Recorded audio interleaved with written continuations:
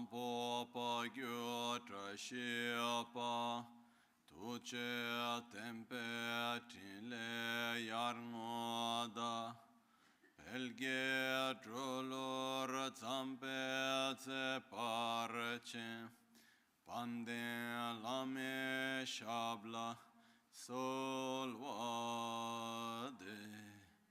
Omo aguru vajradara sumatimonishas Uta vardani shrib varsa manya sarva siddhi hum Oma guru vajradara sumatimonishas Uta vardani shrib varsa manya sarva siddhi hum Oma guru vajradara sumatimonishas anekar Uta vardani shri badra varsa manya sarva siddhi hum Oma guru vajradara sumati monishasane kar Uta vardani shri badra varsa manya sarva siddhi hum Oma guru vajradara sumati monishas Uta vardani shri badra varsa manya sarva siddhi hum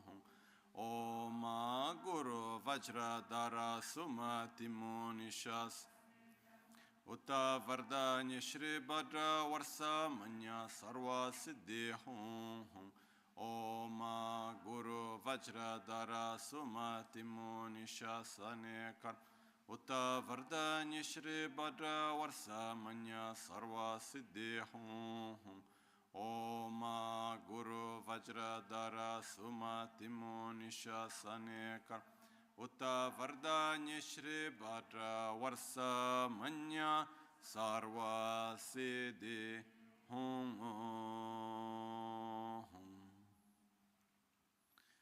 Pakyuke kudan dagi alu Pakyuke sundan dagi anga Pakyuke tugdan dagi Tenyerme chiktu chingi alu Makyuke kudan dagi alu Makyuke sundan dagi anga Makyuke tudan dagi Tenyerme chiktu chingi alom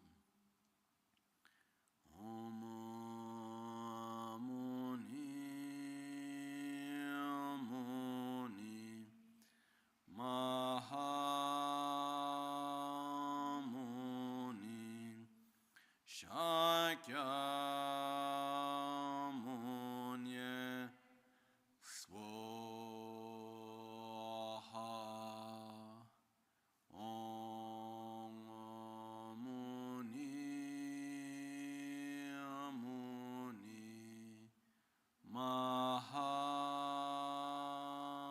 Mahamuni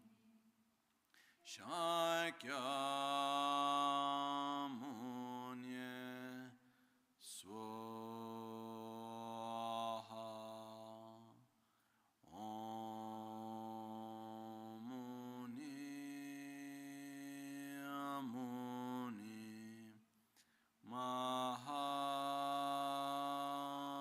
Mahamuni Shakyamuni Swaha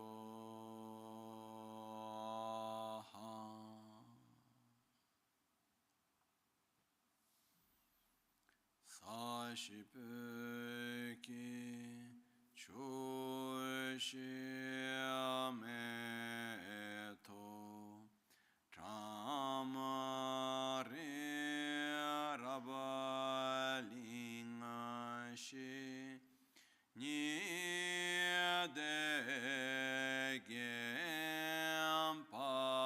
Nidegempadi Sange Shintu Mikte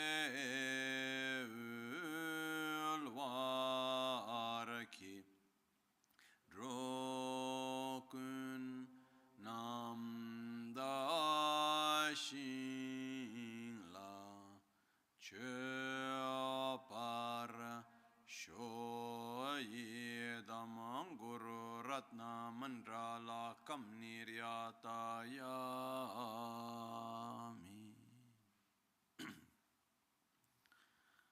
Sangye Chodan Tsoge Chonam Lai Chancho Pardo Dani Kyapsu Chi Dagi Jinso Gibe Sonam Ki Drola Pinchira Sangye Drupareshu Sangye Chodan Tsoge Chonam La Chancho Pardo Dani Kyapsu Chi Dagi Chushe Gibe Sonam Ki Drola Pinchira Sangye Drupareshu Sangye Chodan Tsoge Chonam La Chancho Pardo Dani Kyapsu Dagi Chushe Gibe Sonam Gi Drola Pinchira Sangye Druparasho.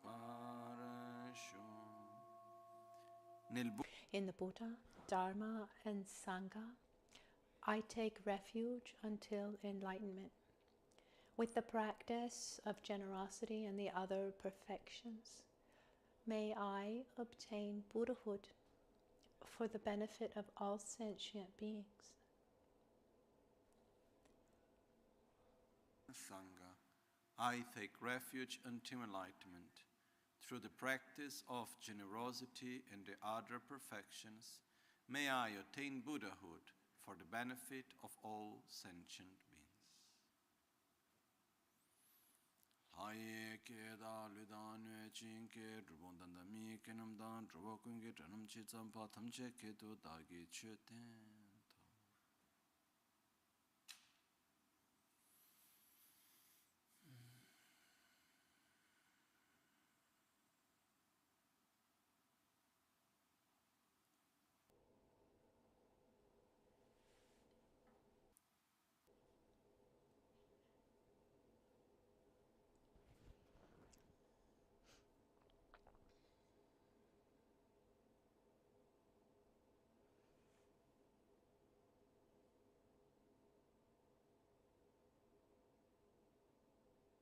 Okay.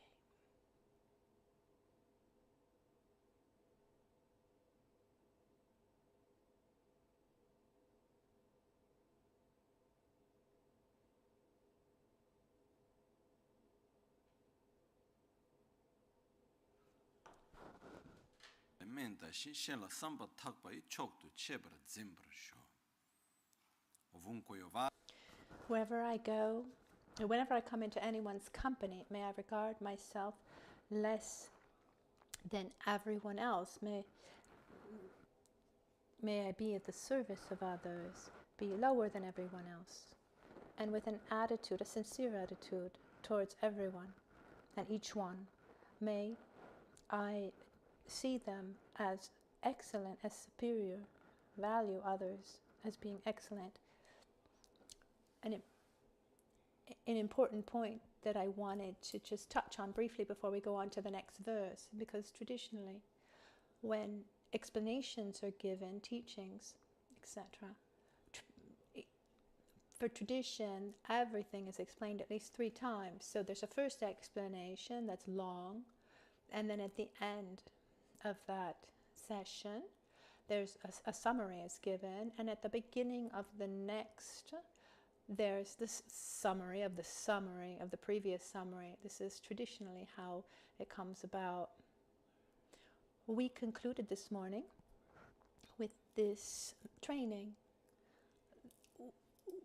that says, wherever I go, whomever I encounter, wherever I go, I need to train in not judging others, to see myself as being neither superior nor inferior, without comparing myself to anyone. And by not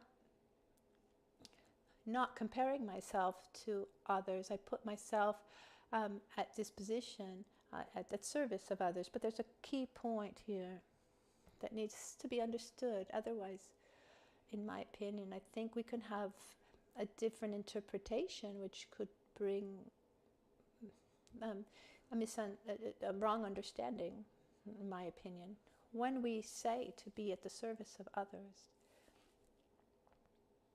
Very often, this concept of being at the service of someone else gives us the idea that it's a sacrifice for oneself.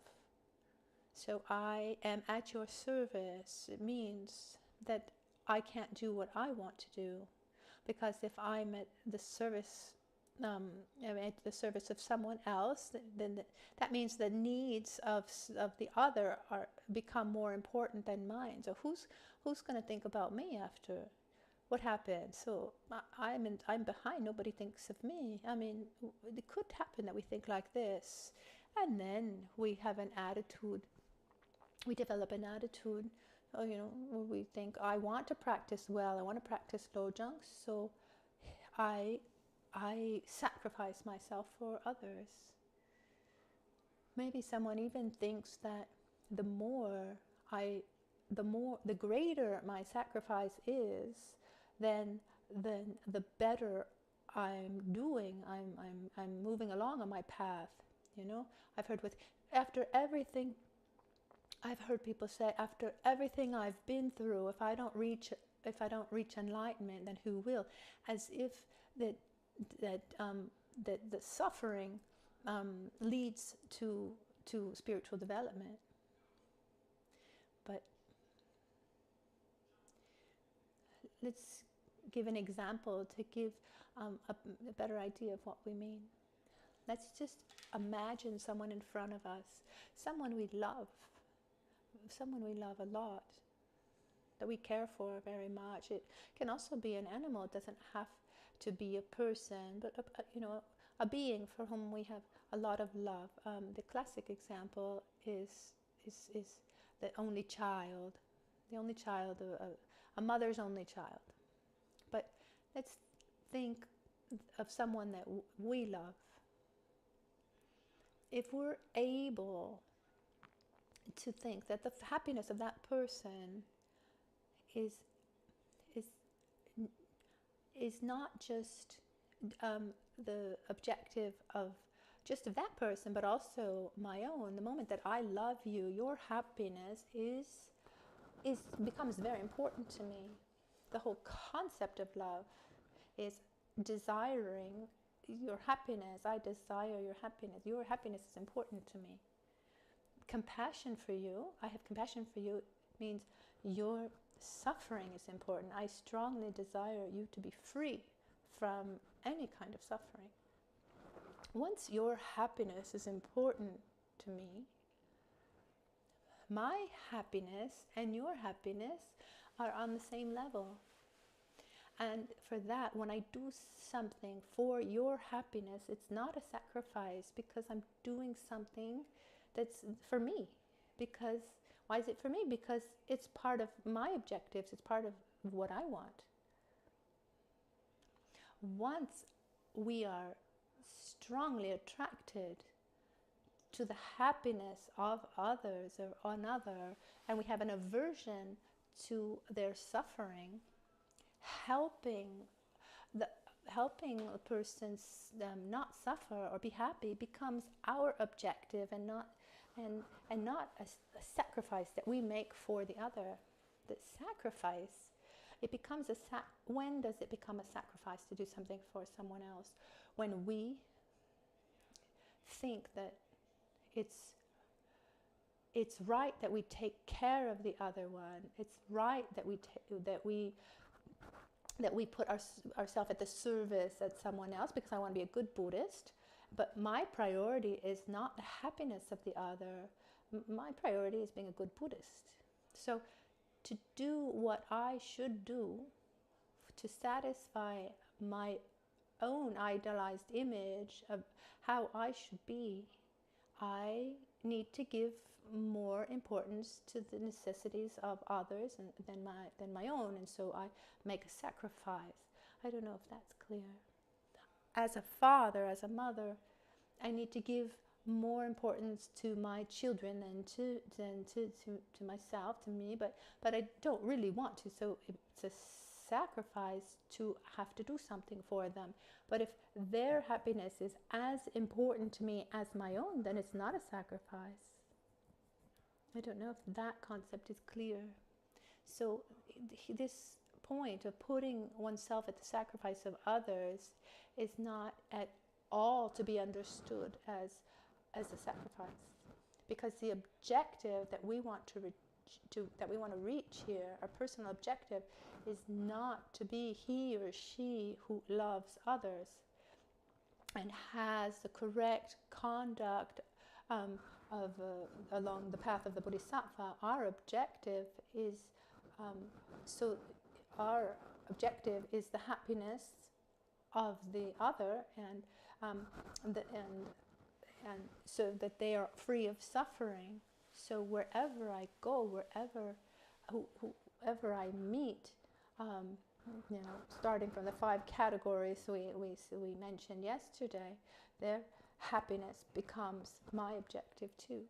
If at a certain point we perceive that it feels like a sacrifice, or it's because the attitude with which we're putting ourselves at the service of others is not correct, because in reality we are more concerned with wanting to be at the service rather than actually meeting the needs of the other. But when your need becomes my own, it's not a sacrifice. On the other hand, what could happen sometimes too is one really cares about the happiness of the other, and there's a correct attitude, but at a certain point that one's own basic needs are not covered. So it could happen that one is very tired. Could happen there's one needs to take more care of one's mental or physical health, and at a certain point one says, I want to do this for you, but I don't have the strength, and this feels like a kind of sacrifice. But this doesn't happen just towards others, but it happens also to ourselves. We have a kind of objective that we want to do for ourselves, for example, but if at a certain point our health can't handle it, or our mental health can't help it, we don't have the strength to do what we want to do, but it's not seen as a sacrifice. It's just we see it as not having the necessary energy. I mean, the energy we have, the strength that we have is what it is, and if we don't know how to increase them, so if I don't put that energy in one part, it needs to, the energy goes one place, it goes to another. So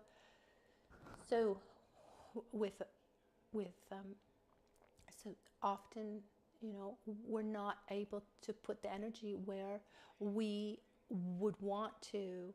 Maybe we would want to have more time for our family, our friends, our spiritual practice, but I need to pay my bills, and my job requires a certain amount of energy, and I'm not able to do everything that's normal.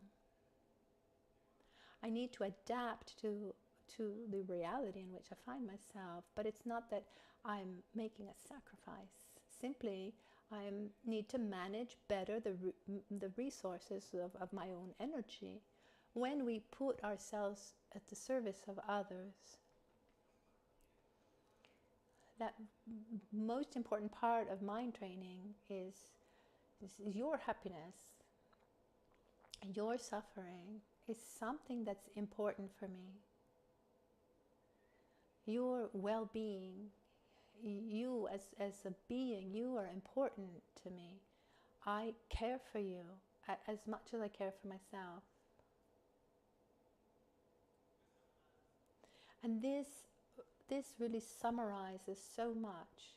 Your happiness is as important to me as my own. Your suffering is as important to me as my own. I'll do everything I can for you to be happy. I'll do everything I can so that I'm happy. Obviously, along our path, we're not right away immediately perfectly wise, so we have uncertainties. We think we're doing something well, but then the results aren't what we wanted. It's normal along the path. But here, for this training, it's not about acting perfectly according to what needs. It's an inner attitude where the happiness of the other, the existence of the other, is important to us. Not more important than us, but as important as our own happiness, our own existence. Is that clear? I just wanted to repeat this, just to be careful to not go into this trap of sacrifice towards others, because there's nothing to sacrifice here. We're including others in our own objectives, and that's different. Let's go on. It's important also that in each verse, try to, after, as we're doing, we'll do a mini summary of every verse to identify what the training is. So the second verse that we just saw, the first one, what was the first one? The first one was, have clarity of our objective. What do I want? And know how to see beings as being precious for our own path, and have gratitude towards others. Know how to value others. The second verse is the training that has to do with the not comparing ourselves with others, and giving importance to the necessities of others as much as we do our own, and with this attitude of putting ourselves at the service of others. Good. Let's go forward. Kuntu rangula tokching nyomong kematak dakshin marong chebena tsentab dongne dokparshon. Whatever I'm doing, may I check the flow of my mind. And the moment that conceptions or disturbing emotions arise, since they debilitate myself and others, may I confront and avert them with forceful means. Chulam kuntu rangyo la. Chulam means conduct, means activity. Also, in all of my activities, chulam kuntuk, in all the activities, translated as whatever I'm doing. So no matter what I'm doing, if I sit down to meditate, or when I go to eat, when I get up in the morning, when I'm working, whatever I'm doing, in all my activities, rangula, rang means to my own, means myself. Rang is my. Rangyu means this is the continuum. So gyu is the same word, for example, that we use for Tantra, the concept of Tantra, which literally means continuum. It doesn't mean my thoughts. It means my mental continuum, the flow of my mind. As we said this morning, it's not that our mind is made of solid thoughts. It's just it's a constant flow of feelings and thoughts and emotions, etc., that we constantly have. So it's a constant flow in all the activities towards my own my own mental continuum, the flow of my mind. Tokching, tok means analyze, see. May I observe, may I see, understand my mental continuum in whatever I'm doing. May I be, so no matter what I'm doing, may I be aware of my thoughts. May I have self-awareness. Yula tok pak. Tok means understand in this case is to observe, check. May I have awareness of the flow of my thoughts in everything that I do. Tok ching, ching in this way, ching and so. Nyomong ke matak, as soon as a mental defilement arises, nyumong, nyung is a word, there's no specific translation in English. We say mental defilement, but the definition of nyumong, one definition that's given in Tibetan is sem araptubachualo. That when present, when manifested, brings the mind to a state, to a strong state of non-peace, unpeacefulness. So those mental states that when they are manifested, they take away our peace. They keep us from experiencing peace. These are the so-called mental defilements, disturbing emotions. So each translator has tried to give a different term. I prefer to go towards the definition because, given that these are concepts that we don't have a word in English. Maybe in psychology there's a word to define it, but I don't think so. Anyway, it's something that when is manifest, it's a mental state that when is present, it takes away, strongly takes away the state of inner peace or state of peace, like desire, for example. Because, there's nothing wrong with wanting something, but when there's a strong desire, I really want something.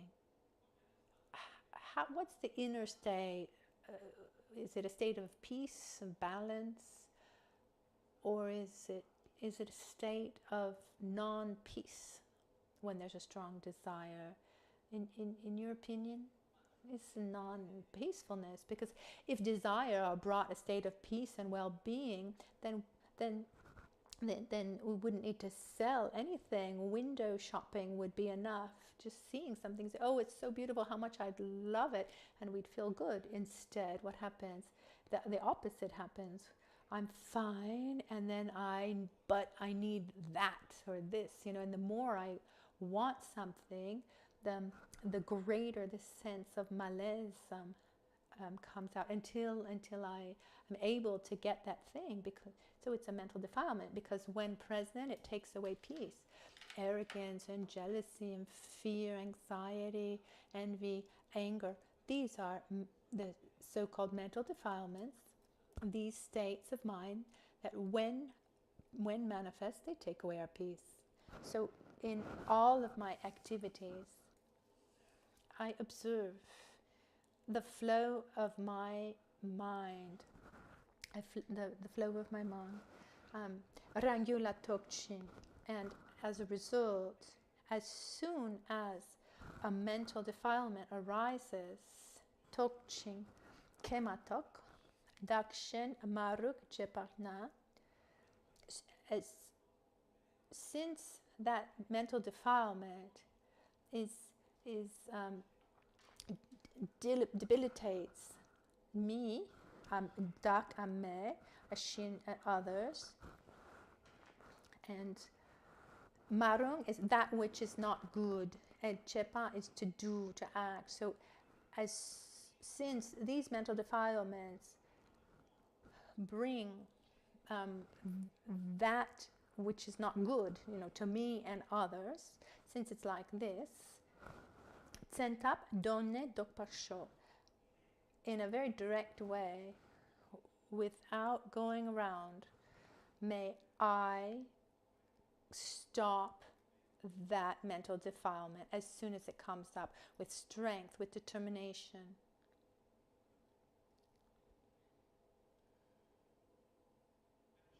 So let's go back to the beginning of this training. It's having a self-awareness, awareness of oneself. These mindfulness has become very popular in these last couple of years. I don't know if what it actually means, but I would say it's more like self-awareness.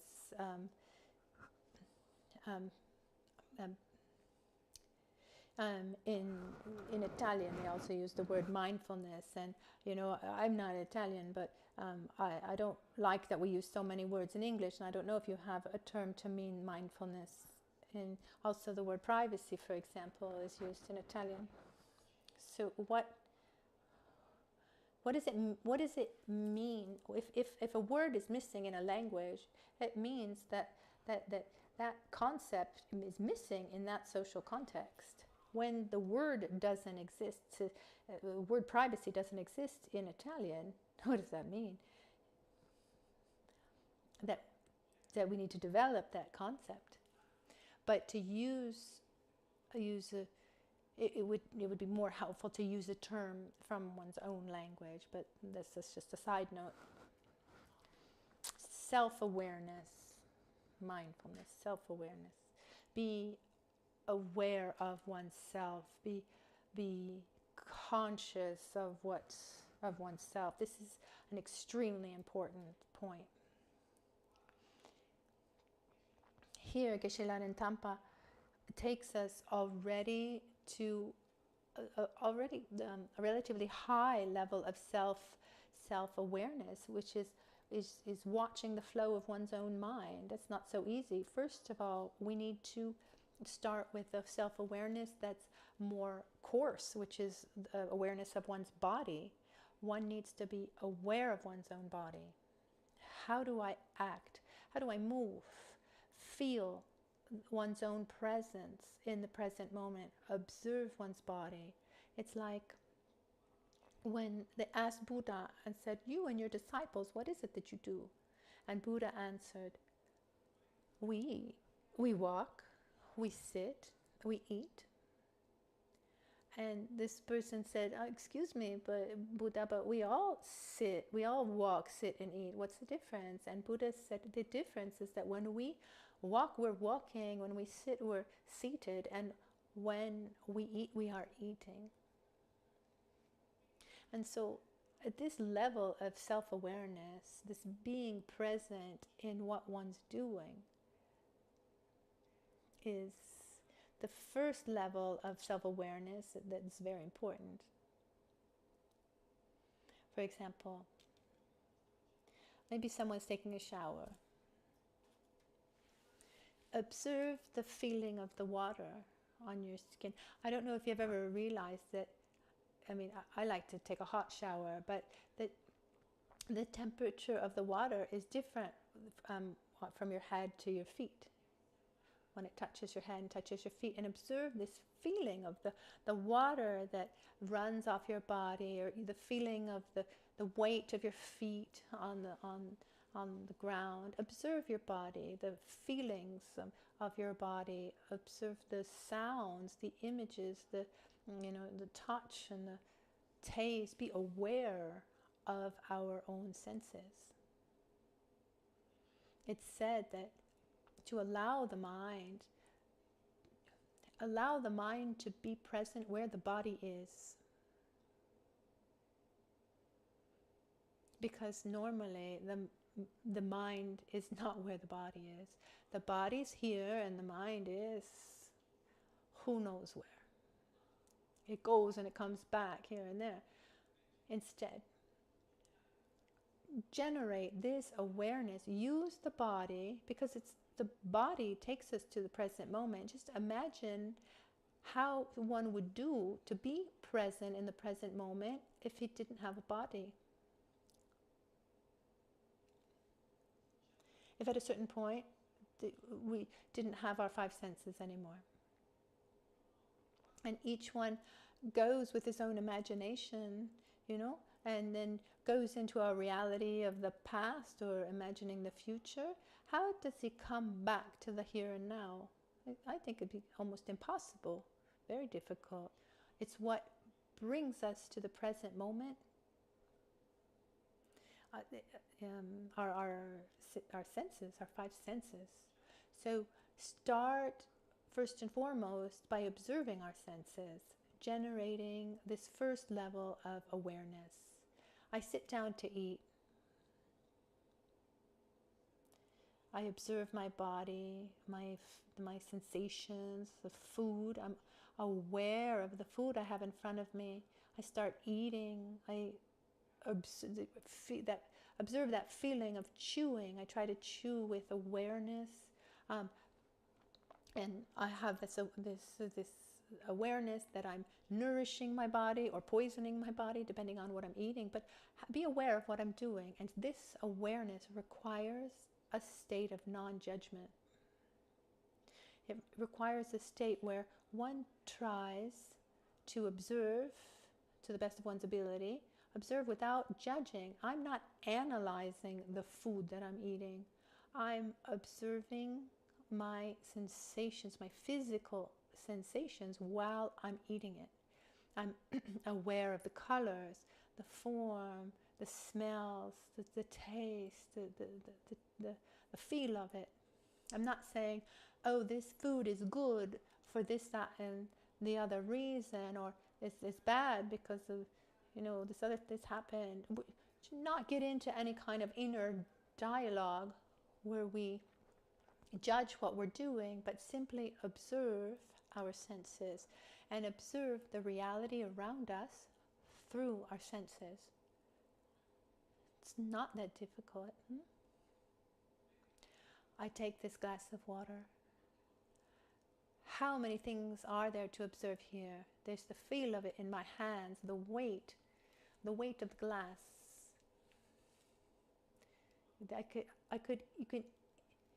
You could even watch while you're making the actual movement,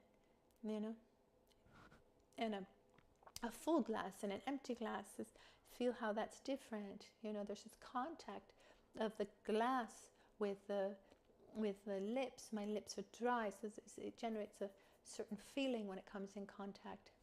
And now with my wet lips, the feel is already different. One feels the water come in one's mouth and feels that sensation of swallowing. Try to be aware of one's own sensations. And there's so many levels of our own sensations. Normally we have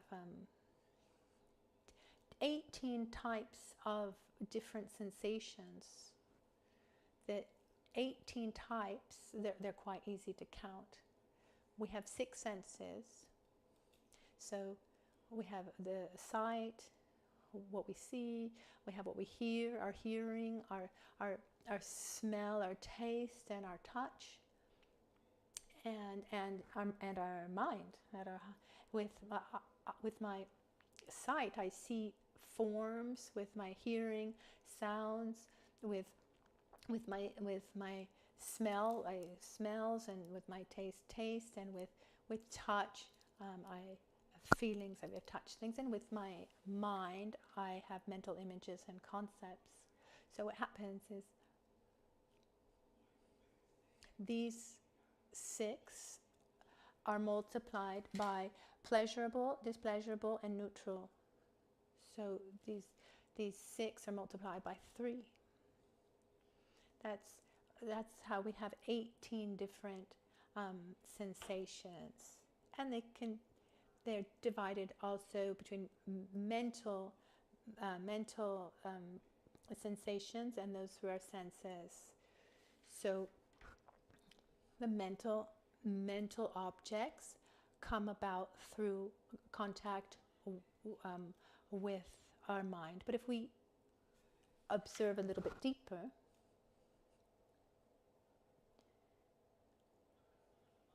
someone talks to me. Someone's talking to me.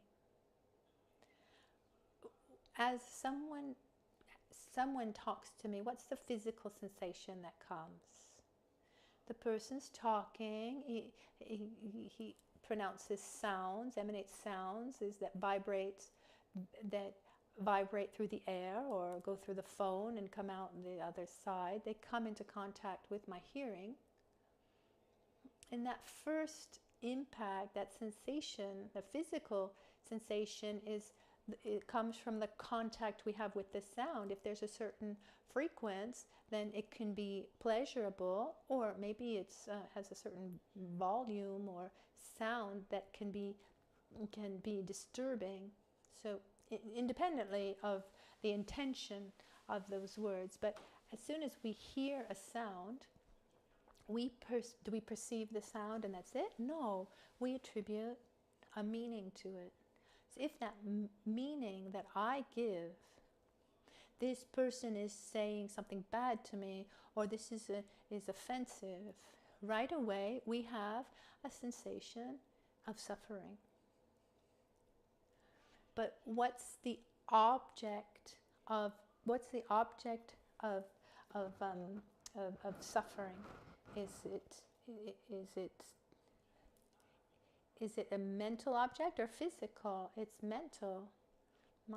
So it's not physical, it's mental. And it's really interesting. Sometimes we say that we blame what you said. Well, instead that object through which brought me the malaise is not the sound itself, not the sound that you emanated, but it's the value that I've attributed to the sound. So we have so many mental feelings, many more than we can imagine. Often we think it's a physical sensation when it's mental. This self-awareness helps us observe these processes, and it shows us what's happening to us, what happens inside, how we perceive reality. But before we get to this level of our own perception of reality and being able to observe the flow of our mind, first of all, as I said, we need to start with the awareness of our body and 5 senses. Then our speech, to then get to the self-awareness of one's own mind. And this is a training that needs to be done constantly. When we're driving, when we're relaxed, when we're resting, when we're looking at a film or reading a book, or talking to someone, taking a shower, just resting in bed, no matter what we're doing, it's possible to use that moment to train in this self-awareness. And I repeat, we start with the awareness of our senses to get to the awareness of our own mind. Is that clear? Something important, that when we increase the self-awareness of our senses, naturally by doing that will diminish the level of inner dialogue. Because one thing that's difficult for us to have awareness of our senses is that our attention is taken by what? By all the little stories and thoughts inside these dynamics and these inner dialogues and the inner chatter. So what happens is that I'm not able to perceive the taste. I'm not able to perceive the form or the smell, the feeling of touch, because I'm too taken by something else. My attention is totally taken by something else. So when we put effort into not stopping our thoughts, but being more aware of our senses, automatically that will diminish the importance and the weight and the quantity of our constant inner dialogue. To do this, I'd say that, it depends on how much one does already. or not, but one could start with when one's eating. In the West, we have this habit that for Tibetans, for example, is very strange, which is to talk while we're eating.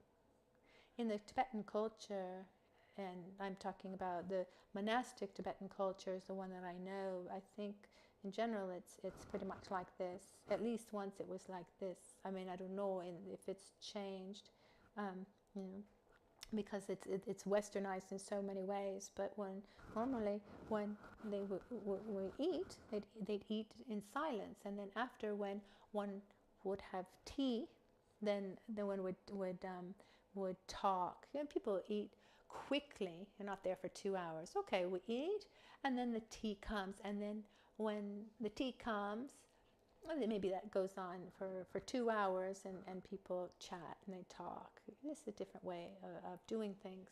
What happens is that while we eat, we can try, because it's a moment. I mean, every day we eat. So let's try to be aware of our senses. I sit down. I think most of us eat sitting down. I feel the weight of my body seated, the feeling of touch where I am. My feet are on the ground, or maybe seated with my legs crossed. But I feel the weight of my body. I feel the clothes on my body, the weight of the clothes on my body. At this point, I perceive the image of the food that's in front of me, and the place where I am, the colors, the lights. There's my smell, the smell of the food. And as I eat, I observe the taste. But before the taste, there's the smell, and then the feel of the food, and then there's the taste. So I try to be aware of all of that, how everything happens as I eat. Be aware of my senses without getting into the judgment. Oh, this is good because of this, that, and the other. No, simply I'm observing. I simply observe what comes to my senses. If we're not able, at the beginning, the beginning is normal to not be able to do it in every in detail. It was quite complex what I was describing, but at least try to do it with our sight, and then we need to train our sense of smell. I remember once years ago at a certain point, I don't know what had happened, but I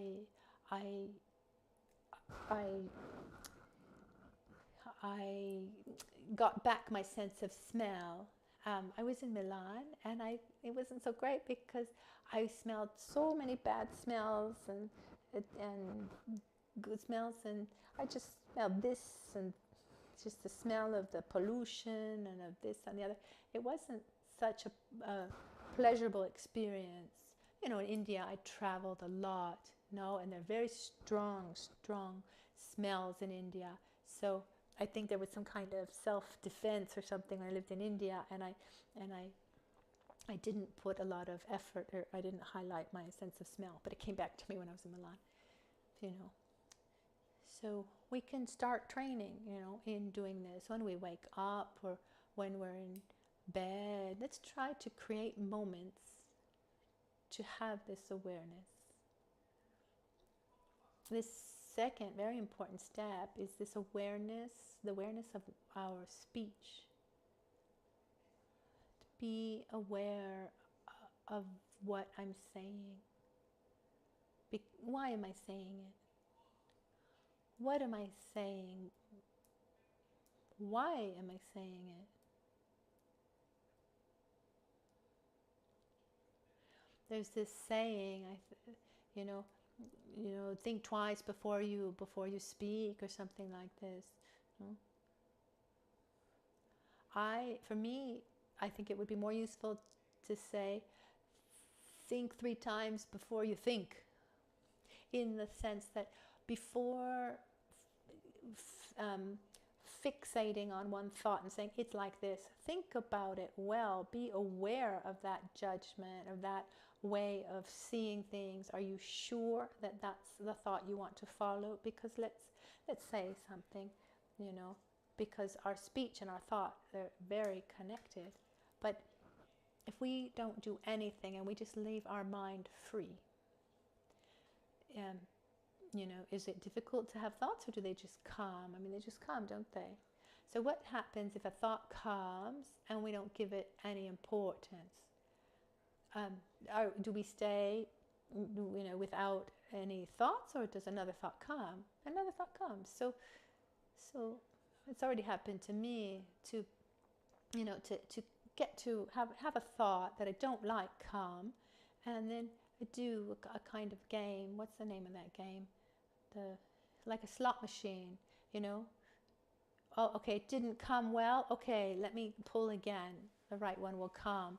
So, okay, this thought came. I didn't like it. Let's play again. We don't like that one. Play again. Okay, this one's good. Let's go forward. Because there's a thought that comes, and it's not the one that we want. And if we don't give it space or energy, as it came, it'll go.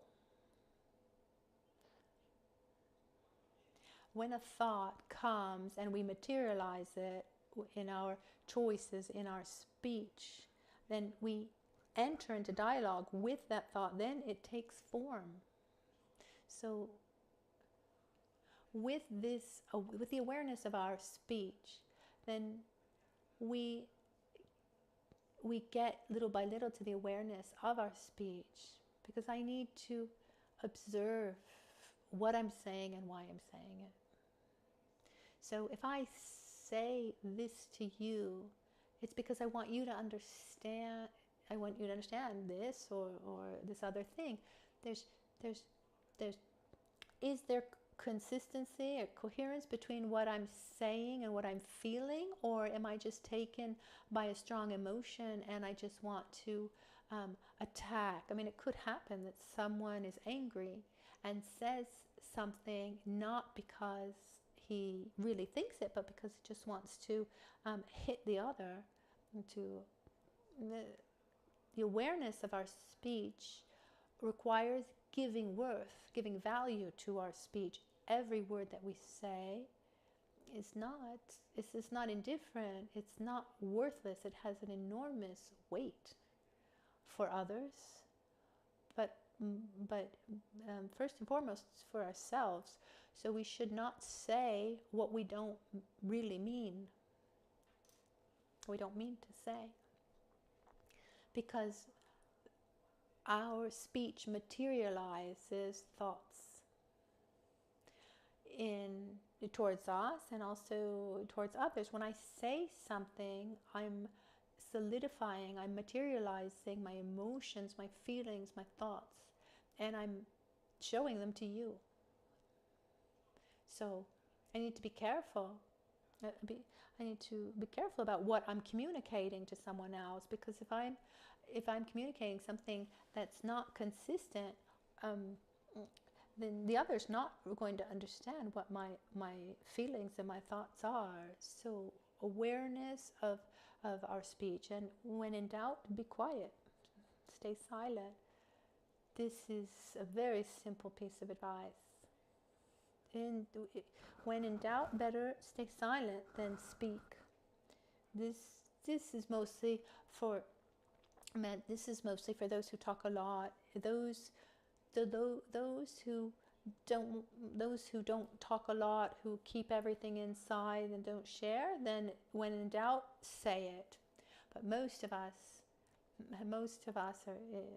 people in a society today talk a lot, so better be quiet. Better be silent when in doubt. And this awareness helps us to apply ideas such as saying only what's necessary. But to be able to do that, you need to be aware of your own speech, because the awareness allows us to direct our thought. I mean, how can I direct when I don't even see what's happening? So to direct my speech, I need to be aware of what I'm saying. And this awareness needs to gradually come before. Because when we say something, when we do something, it's not something that just comes like this. I mean, it's the process, isn't there? There's a kind of thought, a certain emotion that starts to arise, that gradually manifests itself in those words. Or does someone just talk without thinking? It can happen that someone is so taken by an emotion that it ends up not being aware as he's speaking. But the more one observes one's senses and observes one's own speech, the more he'll become aware of this whole process that happens. So one starts to be aware of not what one is saying, but what one is about to say. When we're aware about what we're about to say, and then what we are saying, then we become more aware of what we're thinking, then that will allow us to be more aware of the flow of our mind. That will take us to be aware of our attractions and aversions, our motivations, and our deeper intentions. This awareness, as we said before, allows us to direct and choose. How can I keep the car on the road if I don't realize when I'm going off the road? And once I'm off the road, it's too late to bring it back on. Okay. After I have an accident, then I need to start from the beginning. But ideally, once I see that I'm starting to go off the road, then I'm able to bring the car back. Or because the best thing would be this prevention would be, I see what comes before even going off the road. So when I see that my eyelids are heavy, then I see that that's dangerous, and it's dangerous. I need to do something. I stop. I have a coffee, whatever. Similarly, we have so many dynamics that come out before we do something stupid, before certain emotions overwhelm us. And the more aware we are, the more we'll be able to direct our emotions. Okay? But in this specific case, what Geshe Rinpoche is asking us is something, it's a level that's a little more advanced in some way. So let's start first, I'll repeat one more time, this awareness of our senses. Even just sitting in meditation, observe, it's so many different situations. The awareness of our senses, and then the awareness of our speech, to get to the self-awareness of our mind. This self-awareness is something really quite incredible. The fact that the mind can be aware of itself. In Buddhist philosophy, there are infinite debates about this among different schools of thought on this self-awareness of the mind. Some say that there's a part of the mind called Ranrik in Tibetan, which is the self-cognizer, the mind that self-cognizes, that sees itself. Some say that this self-cognizer doesn't exist, and they use the metaphor saying, like a sword, no matter how sharp it is, it can't cut itself.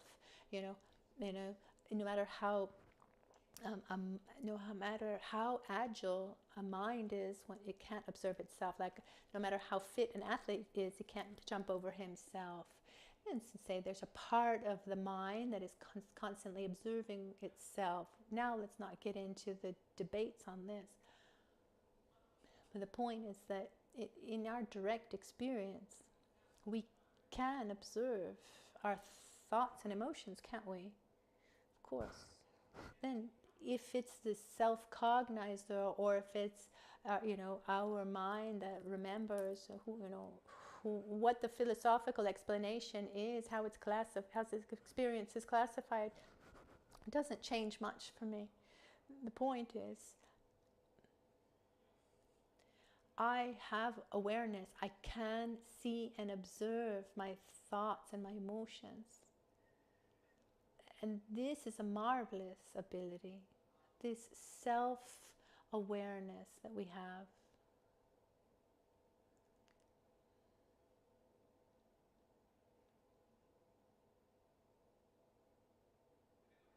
I think that we've all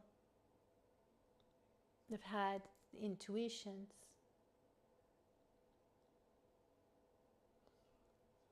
What are intuitions? They're perceptions, thoughts that don't come really from our head. How do I understand that understand if something is intuition or if it's some kind of mental elaboration, conceptual somehow? One way, in my opinion, is to see if that perception comes from the head or from the gut or the heart. I mean, physically, where does that thought come from? Because often, first we have a kind of intuition, and then we go into an internal dialogue, and that becomes something conceptual of the head. But what happens is we have these very evolved senses. We can perceive things on a very subtle level, and even with our mind, we can perceive things that we call them intuitions, as if it were some kind of magic. But it's simply, I think, it's because our senses exist on many different levels. What happens is, as we said before, if there's a lot of noise, we're not able to hear the quieter sounds. If we have a lot of inner dialogue, we won't be able to perceive and our intuitions and for this reason, it's extremely important for us to learn how to be quiet, to be silent. I don't mean just silence, external silence, also of sound, but also the silence of all senses in general, without having to have an object, a sensory object, to take our attention, and also the silence of our thoughts, this inner dialogue. Because going into the high mountains to reflect 24 hours, just to reflect on this, that, and the other, that doesn't allow the mind to calm down or be in silence. But instead creating space, because when there's silence, in reality, there's no silence, there's perception of other more subtle sounds, perceptions. For example, as I'm speaking, we don't perceive so much the sound of the air system here. But now that I stop talking, you can hear it, Then gradually we can start hearing other things. It's not that they weren't there before, but we are creating space to be able to perceive other things. And what happens in these days is that, putting into practice this third point becomes difficult because we're bombarded day and night with sensory stimuli. I don't know how many of you think that you're independent from sensory stimuli, when instead there's almost a chemical there's a chemical dependency on our cell phone. Have you ever been like with, have you ever been in somewhere where you didn't really have anything to do and then have this kind of attraction to your cell phone, even though you didn't need it? What should you do in that case? You just leave it. Just leave it there. Just look at the richness of what's around you. The beauty of being able to observe your own breath or be alone with yourself. And then anxiety comes. Why? Because we're in abstinence. So because we need these external sensory stimuli. Instead, we need to go back, find this silence and this pleasure of being alone with ourselves. We talk about, that it's more, when we say that in these modern times it's more difficult to practice the Dharma. And for some things, I agree, for concentration and meditation. One of the main obstacles to meditation, a main obstacle is the distractions. And today we rely so much on these external stimuli. So I invite you to look at your own level of reliance or dependency on external stimuli, and for most of us it's the cell phone, or maybe it's the TV or the radio, or maybe a few of you are totally dependent on books. But it's difficult to just be alone with oneself. So let's observe and try gradually to diminish sensory stimuli, because by diminishing the stimuli, that allows us to be alone with ourselves and diminish gradually this wave of thoughts and inner dialogue. The inner dialogues are created also for another reason. This is my own personal experience. Maybe it could be right, like it could be wrong,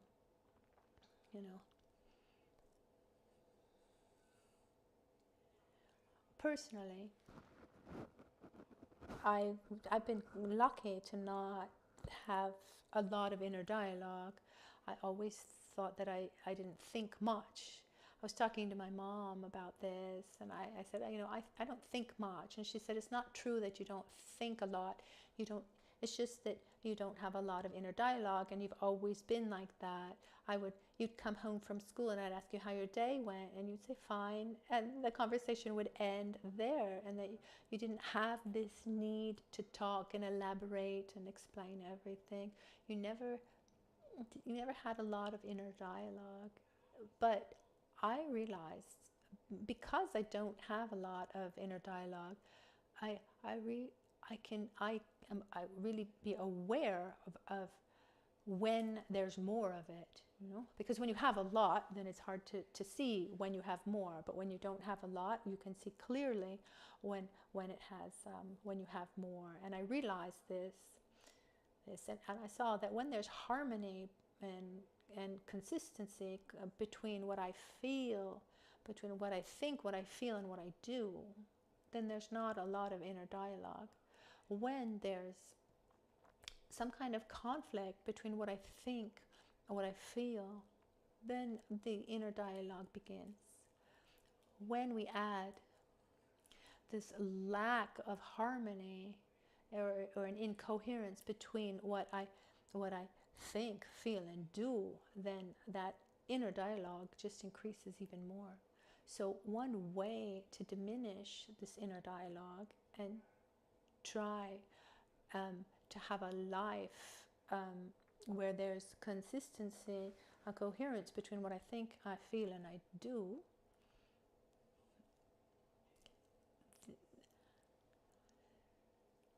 this helps one have less inner dialogue and and maintain a state of peace, because when there isn't this harmony between what I think and I do, then what happens is we get into a dialogue where one tries to convince the other, oh, I shouldn't do this, but I want to do it, and it can go on and on.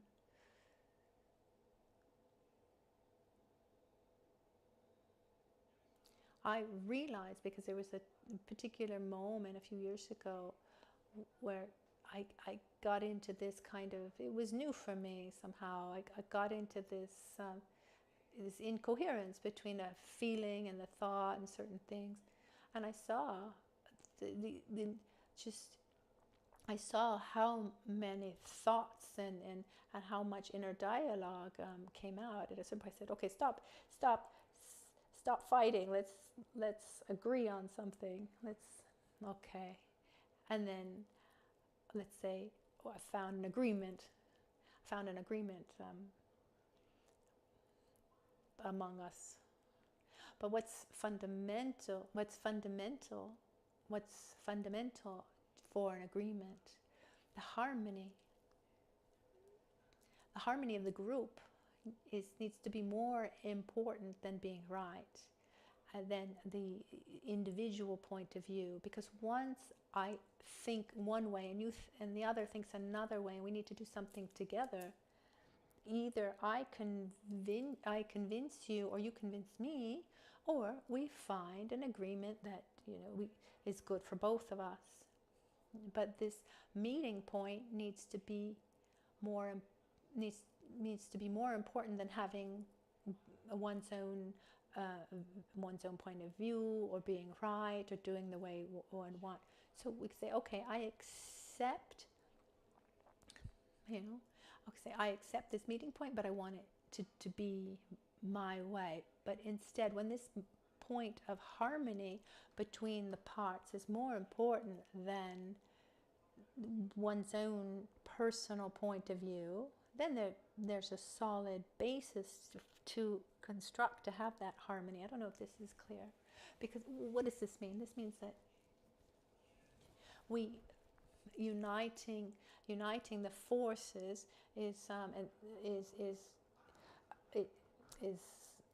better than just doing it alone. Walking together is worth a lot more than just doing it the way I want by myself. This has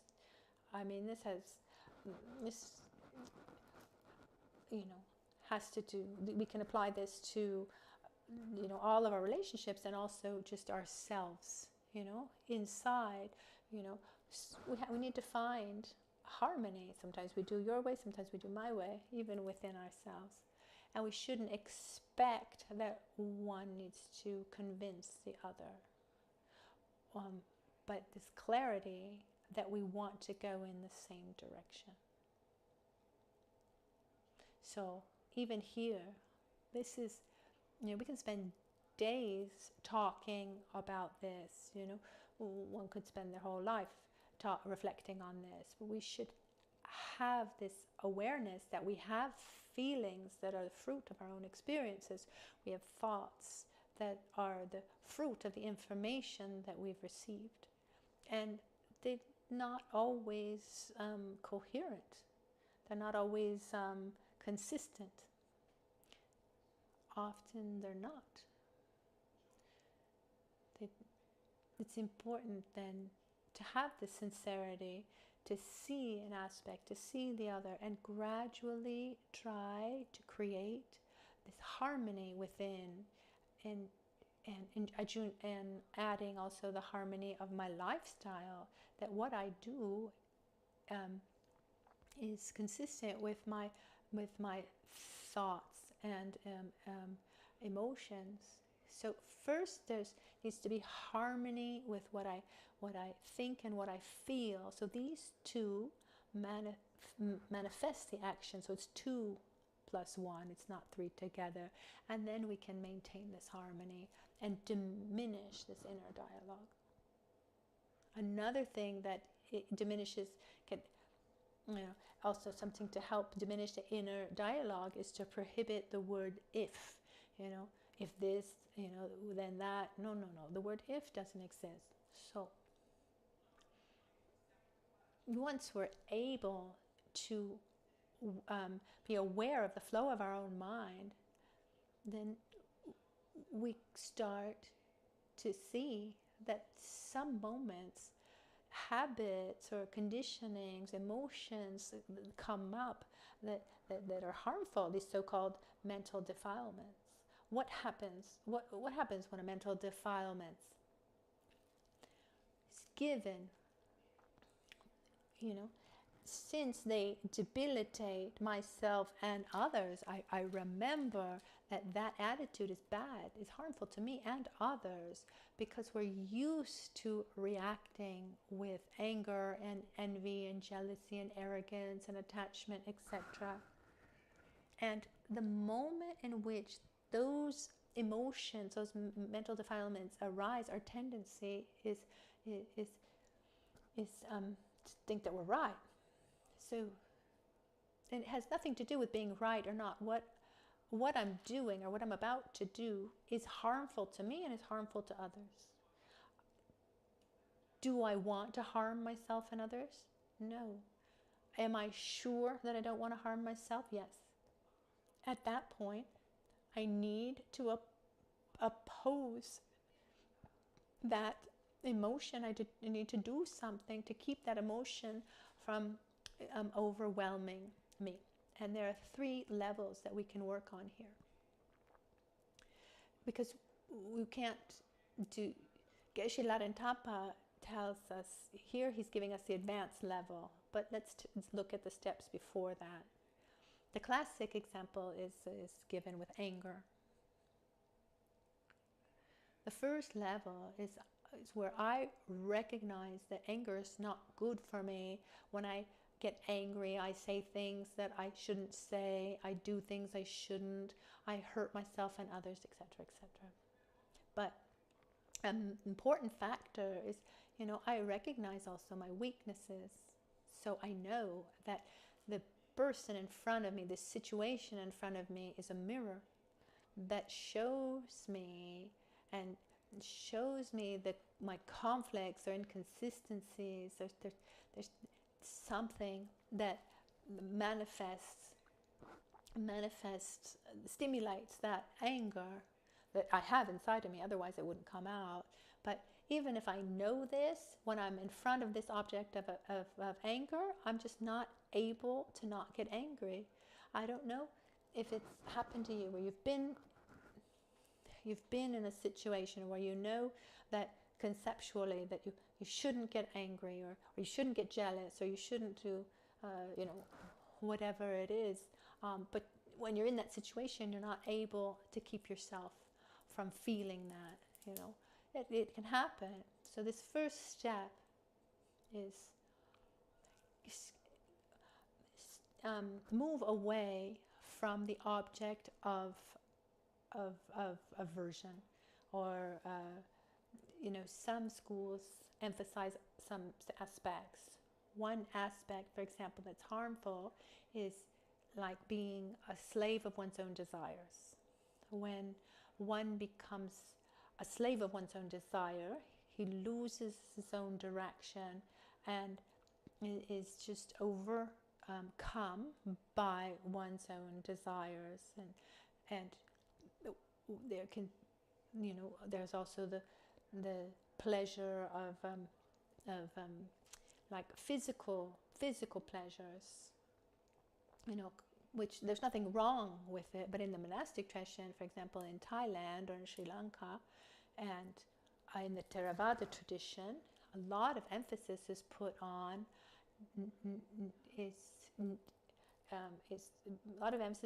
not being a slave of one's own desire. And so there's this rule that that monks cannot touch women. I've seen in many Western people in Thailand who were upset when we go to the monastery of Dharmakaya, and they would say, well, why can't they touch us? Women aren't impure. What's wrong with women? I mean, it has nothing to do with that.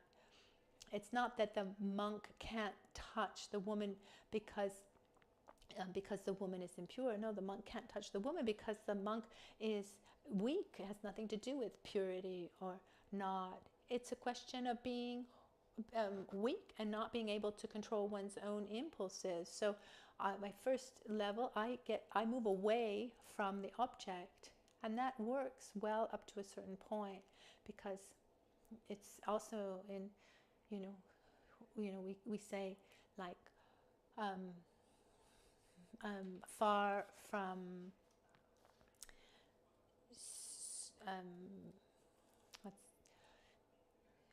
so if I have a lot of attachment, for example, to something, but I don't see it, then that attachment desire diminishes. But if I don't work on it, and I understand that it's not the object itself, but it's my own mind, which is the next step, then the risk is that I move away from my object of anger, I move away from my object of aversion, etc., etc. Then one day I find myself in front of this object of, let's say, the object of anger. Then I find myself there, and what do? I kill him. I don't know if someone saw that movie called Samsara. There are 2 films called Samsara. One is marvelous, and one that I just didn't like at all. The marvelous one, there were just images and music. And if you haven't seen it, I strongly recommend it. It really should be seen. I think Herzog is the director, and it's called Samsara. It's a way. It's almost like a poetry showing the cycle of suffering of samsara. It's really beautiful. There's no dialogue, so it's not really well known. But anyway, there's another movie called Samsara, the story of a monk who went on retreat, etc., etc., which personally I didn't like it, because it really doesn't give the right idea. It really gives a wrong idea, and one wrong idea, in my opinion. It starts, with a scene of this monk who had just finished a 3-year retreat, and they open up his cave where he was meditating, and instead it looked like he's coming out of 3 years of being stoned. He's absolutely looks confused. Instead, if someone who spends 3 years meditating correctly will have an incredibly clear, pure mind. Instead, he seemed absolutely stoned, and then they take him away to the monastery, and then he's the first woman he sees. He just jumps on top of her. I mean, it's just and then he's a horrible layman. He's a horrible husband. He's a horrible father. It's an image. I mean, maybe if he really did spend 3 years smoking joints, you don't know what he was doing there for 3 years in that meditational cave. But I was saying this because this is an example given, like, where I move away from the object, but then as soon as I find myself in front of the object, I just jump on top of it, and then it doesn't work. But it doesn't work to say, oh no, it's just an inner thing, it's just something inside, I need to control myself. But when I'm in front of the object, it's just stronger than my own will. So that first part of our path is to momentarily move away from the object, because I recognize my own weaknesses, be it resentment or anger or jealousy or desire. That first level is moving away from the object. And while I'm not in front of the object, then I need to start practicing the second level, because it said you should never meditate on patience, for example, when you're angry. Because when you're angry, you're always right. I mean, has it ever happened that you've gotten angry and then you didn't feel right? After one sees that maybe they weren't right, but in that moment of anger, you're always right. And then what happens if someone goes to someone who's angry and says, no, but don't be like this, I mean, don't you see it's not like this? Then that person also becomes an object of anger. So towards ourselves, when is it that we should practice patience and reflect and meditate and familiarize ourselves with patience? When we're not angry. It's then that one should train in patience. So this first step, when I'm in front of the object of anger, of jealousy, or envy, or attachment, or whatever it is, what I do is, when I see that it's stronger than my own desire, then I just take some distance from the object. And in the meantime, once I've taken distance from the object, I reflect on it, I observe.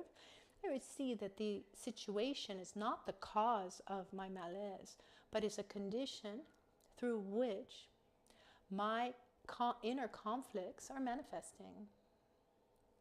My ignorance, my attachment, etc. manifest. And at that point, I try to put effort into familiarizing myself with an antidote. And I try to imagine the situation that's difficult to face, and in imagination I try to react in a healthier way.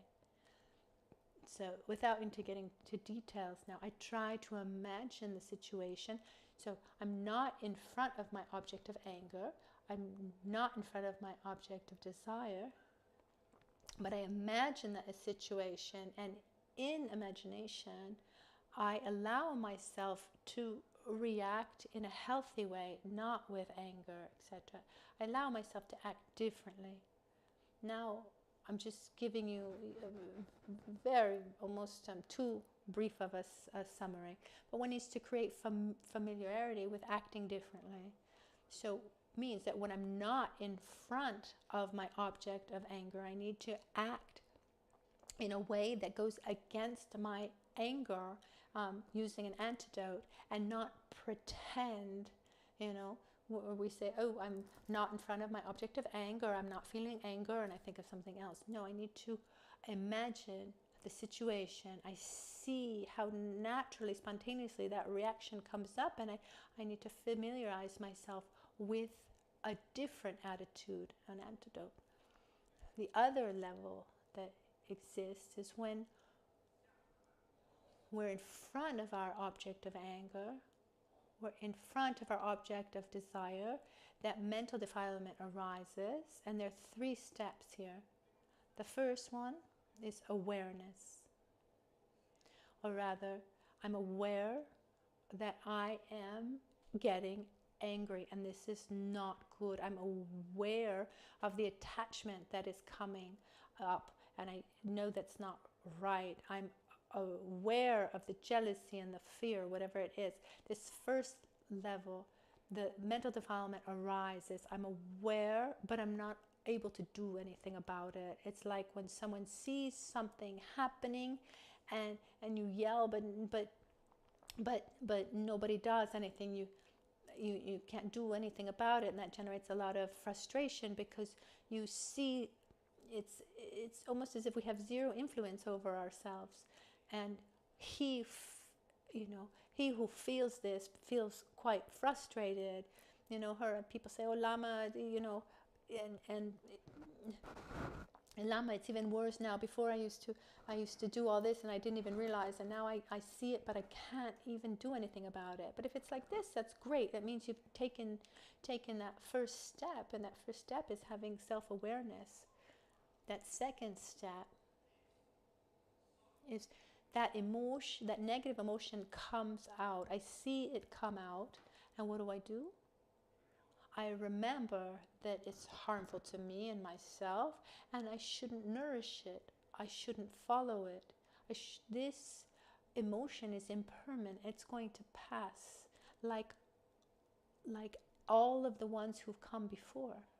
Every time one has gotten angry or have felt jealousy or envy or any strong mental defilement that's arisen, I mean, has it ever happened that strong anger came out and then it just never went away? That same emotion with that same intensity just stayed like for a month? I mean, normally it doesn't even last a day. I mean, I saw someone maybe for a couple of days, but normally it's not even like that. So one thing is resentment. Another thing is resentment that stays there behind, but anger, manifested anger, doesn't last long. As it arises, as it comes, it goes. So one reminds himself that this emotion is impermanent and I shouldn't nourish it, because let's remember that mental defilements are habits, and habits are reinforced by repeating them, and they are weakened by not repeating them. So that reaction arises within me, I recognize it, I put effort into not blocking it, because if I block it, I try to go against that emotion, it'll just overwhelm me and it'll crush me. I won't be able to do it. So I don't block that emotion. I don't pretend that it's not there. I don't say, oh no, nothing's happening, I don't feel anything. I don't try to suppress it. I don't try to suppress that feeling or pretend that it's not there. I recognize it. I say, okay, you're there, come. But I'm not going to give you any importance. I'm not going to nourish you. As you arrive, you'll go. There are 3 ways to nourish negative emotions, these mental defilements, with the body, speech, and mind. If anger arises and I physically show it in my actions and choices, I'm materializing it and I'm nourishing that habit. If I verbalize that emotion, I'm once again materializing it and reinforcing that habit. And when I enter into a mental dialogue with that feeling, I'm also reinforcing it. Also the left first, I don't act physically, then I'm able to not react verbally, and then next step is to not going into a mental to a mental dialogue with it. I recognize that it's a habit. Okay, I see that you've come, I'm not giving you space, and you'll go. The second level, that first level is awareness. The second level, we don't block, we don't follow that negative emotion for a while. And then at a certain point, and then we're not able to do that, and we just follow it. But for a little bit, we were able to not follow it. And then the third step is giving continuity to the second. So one completes this path when that emotion arises.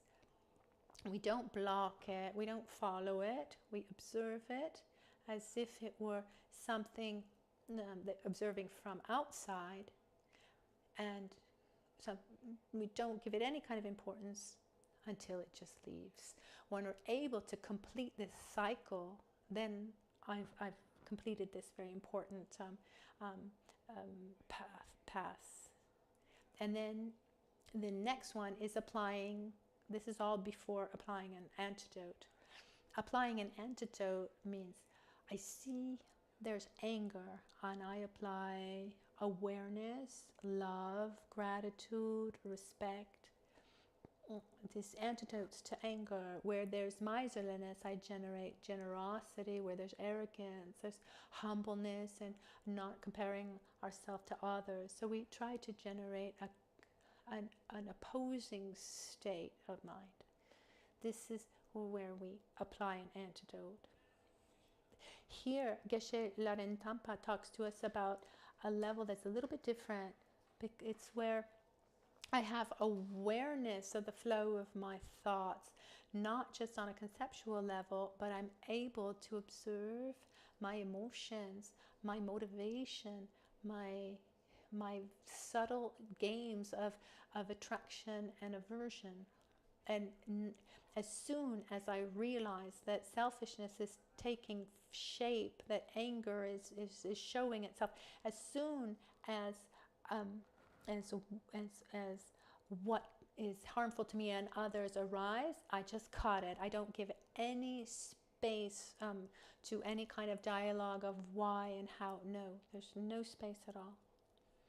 Without any elaborations, this is bad, it's harmful to me and others. That's it. I'm able to stop it, not like it's always a wave. It's a wave that comes and goes, but I don't allow that wave to grow. As soon as it starts, I take away the basis for it to come, and I sweep it away quickly.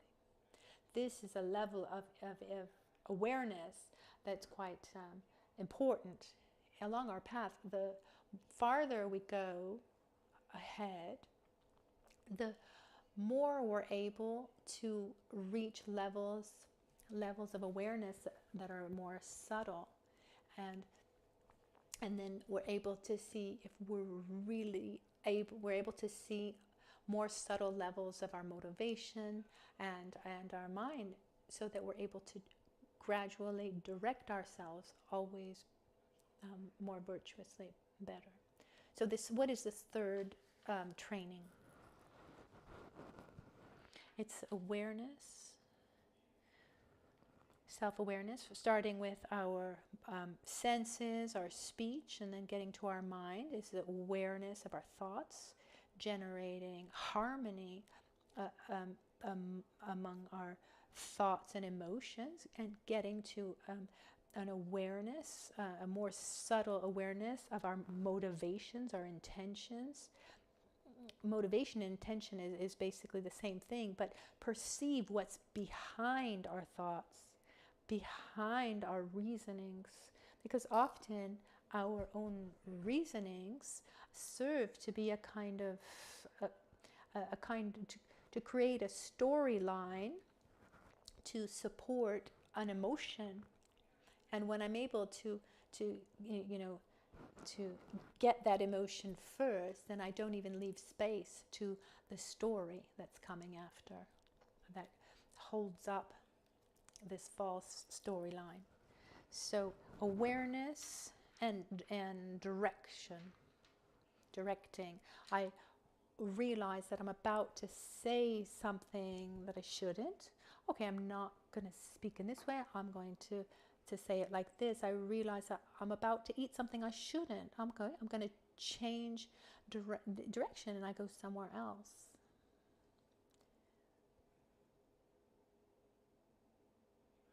Because we have many, many habits. When we realize that we're about to do something that's not good for us, so we need awareness and redirecting with affection towards ourselves, not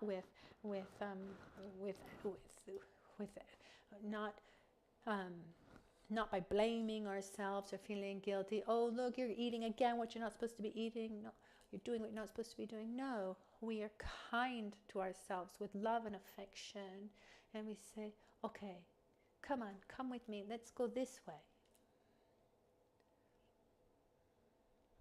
What's beautiful is that when we're able to do this with the very gross, the coarse level things, and gradually we'll bring this awareness, this way of acting into the more profound aspects. It's a beautiful path ahead. This awareness, this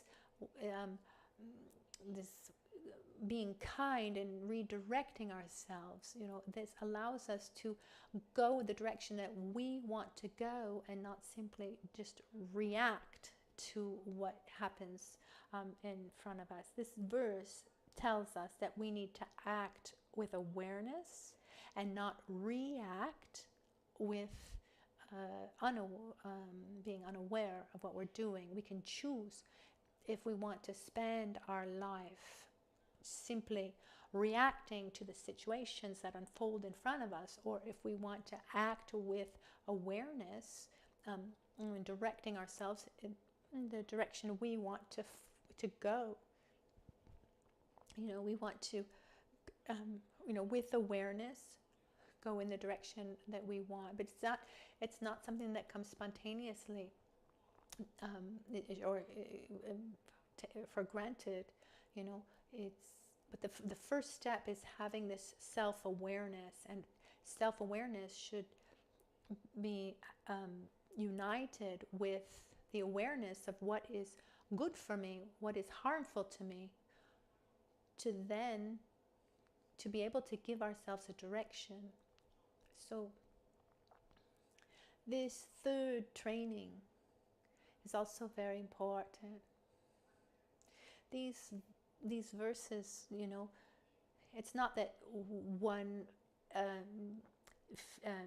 begins and then ends and begins and ends. No, it's in crescendo.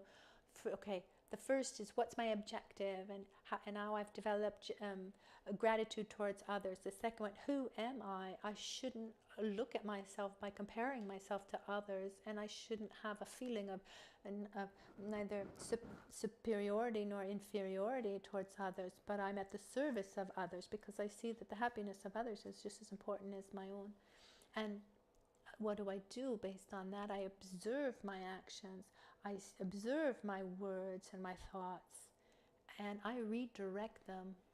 As soon as I realize that I'm about to enter into a dynamic that is harmful, you know, in the way of thinking or acting or speaking that's harmful to myself and others, given that it is harmful to myself and others, I shouldn't follow it. I begin by not allowing that to take power over me. I don't block it. I don't follow it. Maybe you know, I do what I need to do. I stay silent. I change the room. You know, I walk out of the room, and I know that sooner or later it will pass. And then, as soon as it does, the next step, as soon as it does pop up or arise, I stop it. I block it. The next step is this self-awareness needs to be very present when we do many stupid things. When the mind starts to be more peaceful and quiet, and these habits don't take so much power over us, even that self-awareness should diminish a little bit, not in the sense that one is no longer self-aware, but one doesn't need that high alert and control over oneself. It's a moment where one can relax with himself and doesn't need to have that alert and control over oneself. As long as, you know, until you know, when being peaceful and balanced is totally natural, then one doesn't need to have that high alert and control. But one can still sound the alarm and knows what to do if it does arise. And I think here we've finished. What I ask you sincerely is to, as I said yesterday, let's try the best way we can to bring this all to our daily lives, not just to say, oh, it would be so wonderful if. No, let's try to apply it to very simple and practical things, like, you know, the awareness while we eat, but you can do it on so many things. And let's try with just a few. Let's try to bring this awareness and put into practice what we think is good for us. And what's beautiful, it's true that we don't have a lot of free will, but that little bit of free will can change everything, a little bit at a time, thoughts and actions, a little bit at a time, you know. With very small changes, we can do marvelous things. Let's remember that there's no one at all, who doesn't have the potential and the ability to reach a state of peace, the so-called nirvana. There's a proverb that says, even an ant, if he puts effort in the right direction, will reach enlightenment. To say, if we direct ourselves well in our lives, we will take that direction. This is important, as we said before. The urgency is not getting there, it's arriving, but it's going in the right direction. And remember, we're never still, we're always walking with body, speech, and mind. So we need to direct ourselves in the right way, in the right direction, direct dedication. Let's do our dedications for today. Lame kutse rapten che nam karatin le chokchur ge padang losan tempe drume sasum ge drove munsela takto ne gyur che sa she peke chukshe meto tra rirab ling sheni de gembadi sange shinto mikte ulwarge Drogunamda Shingla Che Parasho Ye Dam Guru Ratna Mandala Kam Niryata Yami Chancho Semcho Rinpoche Amake Panama Ke Gyurchi Kepa Nyampara Me Payang Kongne Konto Pelwarasho May the precious mind of bodhichitta that has not yet arisen arise and grow. May that which has already arisen continue to grow.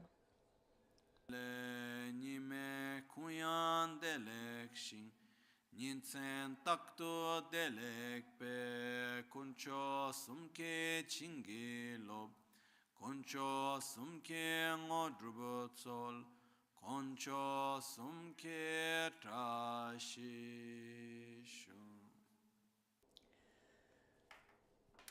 At dawn or at dusk, at night or midday, may the three jewels grant us their blessings. May they help us to achieve all realizations and sprinkle the path of our lives with various signs of auspiciousness. At night or midday, may the three jewels grant us their blessings. May they help us to achieve all realizations and sprinkle all the path of our lives with various signs of auspiciousness. Semchus. Cholam tudro. Lamla parche. May the mind become the Dharma. May the Dharma become the path. May the path be free from interferences. Mind become the Dharma. May the Dharma become the path. May the path be free from interferences.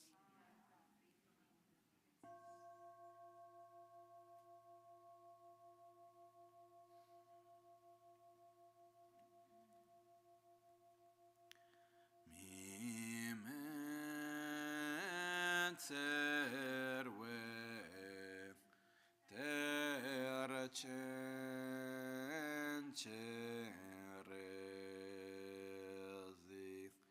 drime kempe wampo jampelia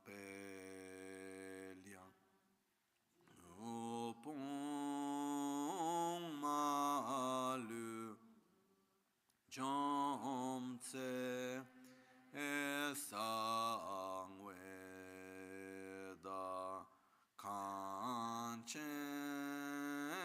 kepe tsogen entsongkapa lo sang trakpe Shabla asolwade.